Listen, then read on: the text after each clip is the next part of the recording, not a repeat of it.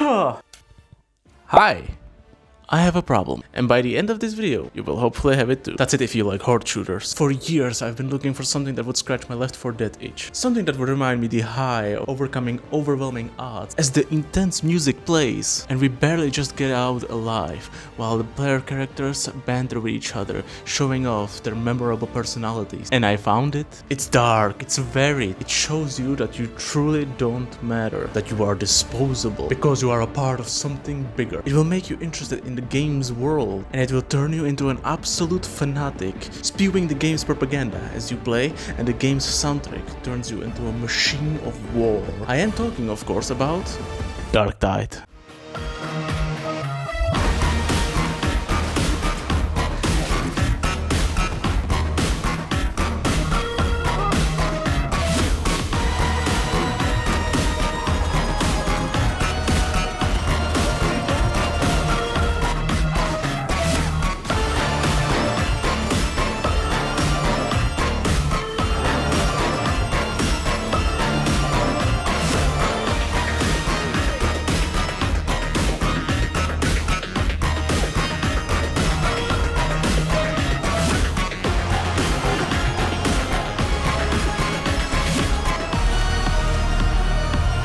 Before I will talk to you about why you should play this gem, I need you to understand the themes. You are thrown into a universe where one person can take down the army of the entire planet. Countless of games and books are created about the legends of this universe. We are talking about reality where demons can strip the flesh of your bones just because you are near to them. Where war is the only thing that matters. Because in the grim darkness of the far future, there is only war.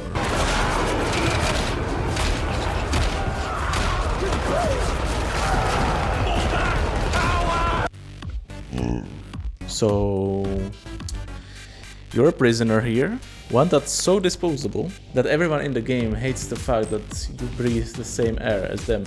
One that they would get rid of if they could. And most of them probably just want you to have like a really bad accident. And that's just your allies. Makes you wonder why we even bother shipping trash like that. This unit regrets that this unit was not permitted to execute the recruit when first encountered. Oh look! Another sewer! Lovely, just fragging lovely! Renix said you would say that, and he laughed. A big belly laugh. Just like in every Warhammer game, you get to create your own character. You can choose one of 5 classes. An angry shooty guy, an angry shouty guy, an angry crazy guy, an angry dog person, or the sweet, beautiful, lovely Ogryn. Ogryns are these big brutes that are so dumb they had to have a chip installed in their head so they are smart enough to even reload their gun or to string together a coherent sentence. Although, even that's sometimes questionable.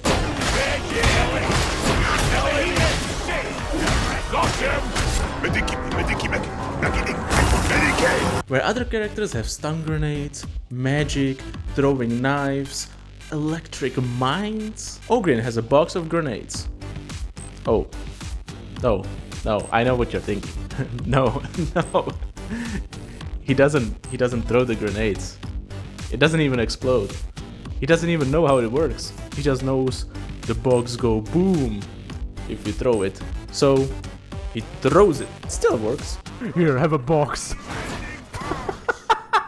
Once you pick your class, you will soon realize that none of the background options that you can choose for your character are actually nice, because after all, this is Warhammer and you are a prisoner, so of course you had to do something horrible to get here, or something horrible happened to you, depends. So you get to create your beautiful face, get some tattoos, some scars, and here you go. You can now choose personalities. And boy oh boy did they have fun making these. Unlike some other games where your personality or voice changes just if you have a manly grunt or if you have a feminine moan when you get inevitably shot, the voices here actually make your character shine. You can have an absolute fanatic that thinks he is a judge, jury and executioner. Justice plays no favorites. Nor do I. You can have a crazy guy that thinks he hears voice of the Emperor in his head. I'd like to wake up now, I think. Oh, beloved, have you forsaken me? You can have a guy that's actually got here because he killed someone for... I mean, it wasn't my fault that a few things went missing from the stores now, was it? If they were needed for the war effort, then the quartermaster would have locked the door or at least placed a guard, wouldn't he? No. Wait, come to think of it, there was a guard. And a lot of blood. Or you can have a big boy that protects little ones. Not part of the not part of the Imperial Guard no more. And then the fun begins. You are in a prison. A guy wants to give you a hug. You grab a shovel. You grab a gun. Oh my god, what is this? You grab a knife and you get to work. Oh my god.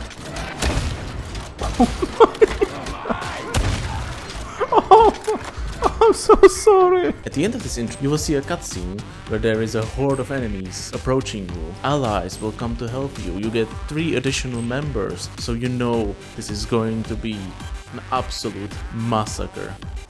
And what ends up happening as you are swinging your shovel around, enemies flying left and right, you're going to start to think to yourself, damn, this is easy. Look at them, I can just stand in one place and left click. Get away from me, oh my god. I am a god. Get my shovel. Great. And with that feeling, you leave and arrive to your new home. Well, you coming or not? Aww. Here everyone welcomes you, they introduce themselves to you, and you will get a great pep talk from the main leader, that is... What is that thing? I am Grendel. Thanks, buddy. Still, that scene was kinda hard, not gonna lie.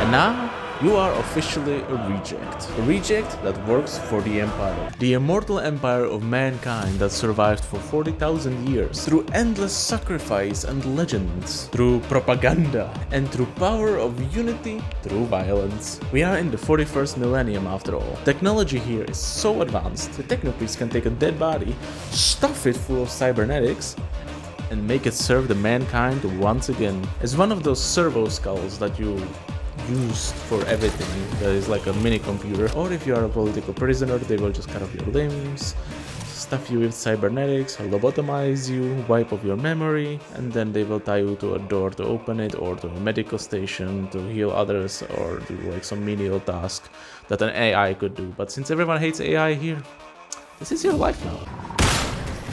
Hey! Medicare station! I am so lonely. Anyway, back to the technology. You have guns that shoot bullets that explode in the target. You have las guns, laser weapons that will rival any sci-fi. And you have magic because you can tap to the power of hell itself and actually make your enemies explode. Or you explode.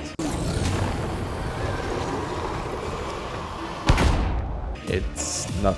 It's hell after all. So naturally, as you picked Ogryn as I recommended you, what is your most trusted weapon? It's a rock. It's not special, it's just a rock. Big, friendly rock. And it hurts.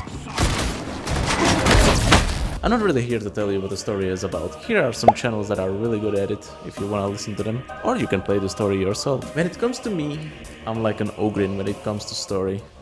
If I'm here to listen to everything that the characters say, I need to do that in the calm of my home, where my small brain can actually focus on the things they are saying, not while I'm attacked by absolute crackheads from every single direction around me. In all of that chaos, all I need to hear is this line.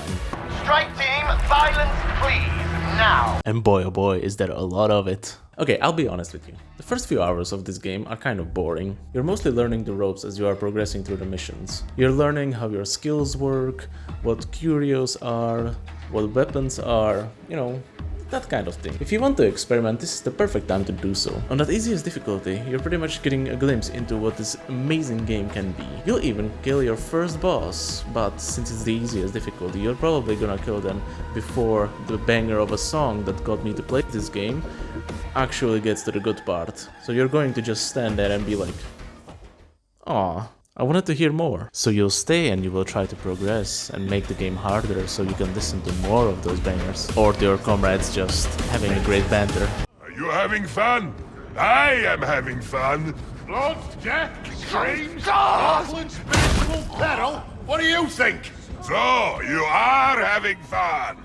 Well, maybe a little bit, but don't tell anyone. I think you are my favorite boss. Oh yeah? And why's that? You shoot almost as badly as me. You need to work on your compliments. But everything changes as you progress. The game becomes exponentially more fun the more difficult it gets. The game has a lot to offer. There are story missions, events, Mortis trials, which is like this roguelike horde mode where you get special perks every few levels as you're trying to survive these overwhelming odds and wonder.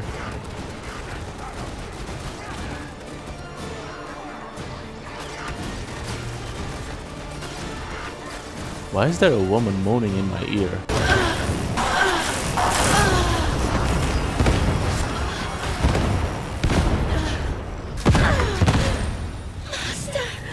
Anyway, eventually you will also unlock a Havoc mode, which is like this endgame thing where you get special modifiers. Don't really ask me how it works, I just barely survived my first Auric mission. That's the hardest difficulty you'll unlock so far, yeah. Anyway, as I was saying, as you progress through the game, it becomes exponentially more fun. You will start to learn tactics, understand the varied objectives, and you will even pray to the Emperor of Mankind to survive this horde that will surround you from every single direction. Nope, oh my god, no. Crushing them beneath your feet. And just like, for example, in Helldivers, you will find a lot of people just embracing the silly absurdity of Warhammer universe and fully getting into their character. Also remember how I mentioned Left 4 Dead at the beginning? In that game it was so dangerous to have a smoker, hunter, jockey and spitter getting at you all at once, because every single one of those enemies could disable your character. Here, enemies can also disable your character. But since you have so many tools, the game said, you know what, you piss me off. Have 10 of each of those things. And oh, it's glorious.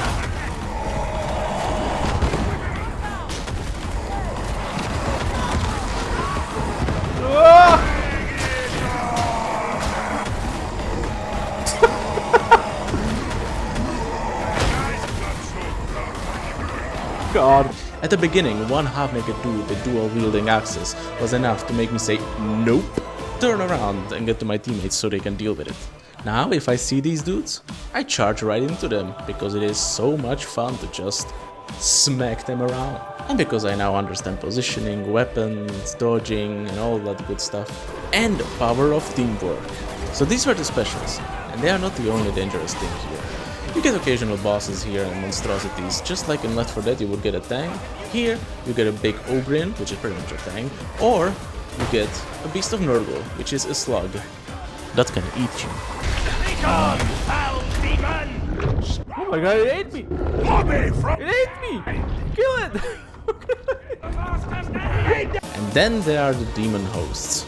Demon hosts are this game's versions of the witch from Left 4 Dead. They can end your entire run in a few seconds if you are not ready and you are fighting hordes of enemies and someone did not notice that there is a goddamn demon host sitting just there as they were smacking everyone around. So especially in the later difficulties, it is a good idea to ping the demon host. Make sure that everyone sees it, that they know this is a danger and we should... This rock is a friendly one! I'm sorry, my team, it was just too funny not to throw it. So yeah, I have a problem. And that problem is, I'm addicted to this game.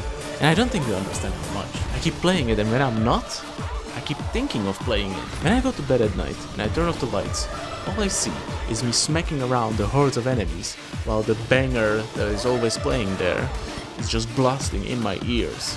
And I'm just slaying there like...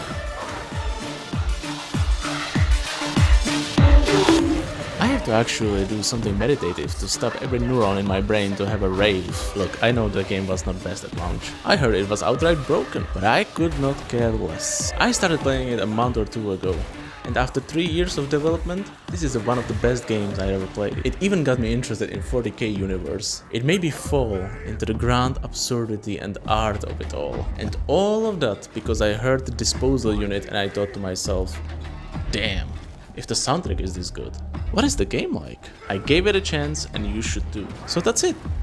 All I'm going to do now is to leave you with this banger soundtrack playing, as you will see these scenes of violence, and hopefully you will see the Emperor's light that will guide you to the Steam store to buy this game and slay heretics with me on the battlefield of Tertium. That's where the game is happening. I forgot to mention that. Bye.